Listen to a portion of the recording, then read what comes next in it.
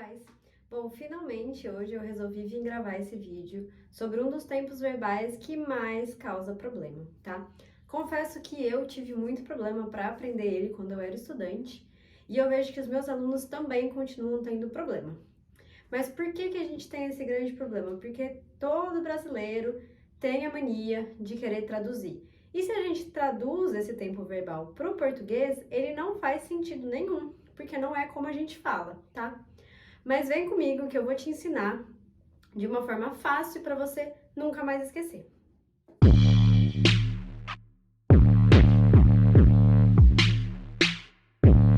Bom, para quem não me conhece, então, eu sou a Teacher Camila. E pra gente começar falando sobre Present Perfect, o que é importante?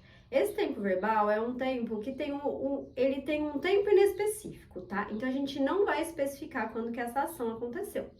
Porque não importa a gente saber, não vai mudar, tá? Então ela é sempre inespecífica e ela teve uma duração no tempo. Então não foram coisas pontuais como a gente viu no Past Simple. E aí ela tem vários usos, mas eu trouxe aqui dois principais que são os que a gente mais usa e que a gente mais vê. Então, para começar, o primeiro ponto então vai ser quando a gente está falando de uma ação que começou no passado e ela dura até os dias de hoje. Normalmente ela é acompanhada com essas duas palavrinhas, que é o since, desde, e o for, por, tá? Então, por exemplo, a gente tem a frase She has lived in United States since 2016. Então, ela mora nos Estados Unidos desde 2016. She has lived in United States since 2016, tá? Então, ela começou a morar em 2016 nos Estados Unidos e ela mora até hoje. Por que a gente usa o Present Perfect? Porque então é a ação que começou no passado e dura até os dias de hoje, usou a palavra since e é um tempo inespecífico. Por mais que a gente sabe que ela mudou em 2016, a gente não sabe exatamente quando que foi que ela mudou. E também não importa saber quando que ela mudou, tá? Bom, o segundo caso, então, que a gente vai usar o Present Perfect é toda vez que a gente está falando sobre experiências. E o que a gente vai incluir nessas experiências? Então, são experiências de vida, tá? Então, são idiomas que você já aprendeu a falar, instrumentos musicais que você fez aula, aprendeu a tocar, lugares que você já visitou, incluindo, por exemplo, lugares, museus, cidades, países, enfim, tudo que acrescenta como experiência de vida para você, a gente vai usar o Present Perfect. Por exemplo, They have visited Italy 2 times. Então, eles visitaram a Itália 2 vezes. They have visited Italy 2 times. Não sei quando que foi essas 2 vezes que eles visitaram. Também não me importa saber. Pode ter sido ano passado, pode ter sido há 10 anos atrás, tá? Então, tempo inespecífico, a gente tá falando de experiência, que visitar um outro país é uma experiência. Present Perfect. E aí, o que acontece? Qual que é a estrutura do Present Perfect? Present Perfect vai ser have ou has mais o particípio passado, tá? O particípio passado, quando a gente está falando sobre os verbos regulares, ele vai ser igual o passado que a gente já viu, com o final ed, tá?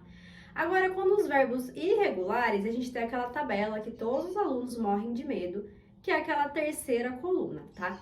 E aí, o que acontece com os verbos irregulares? Eles podem se manter igual no passado, tá? Então, por exemplo, make vira made no passado, particípio passado é made também. Ou ele pode ser diferente, tá? Por exemplo, get vira got no passado e gotten no particípio passado, tá?